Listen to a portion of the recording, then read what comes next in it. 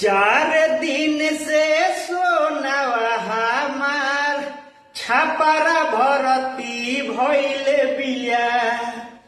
चार दिन से सोनावा हमार छापारा भरती भइले बिया।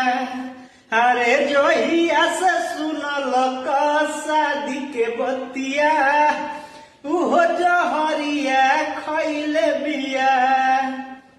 अरे जोहिया से सुनल शादी के बतिया उहो जहरिया खइले बिया।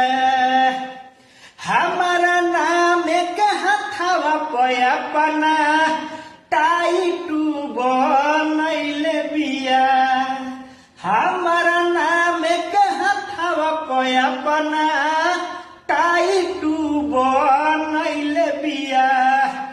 अरे जोहिया से सुनल शादी के बतिया उहो जहरिया खइले बिया।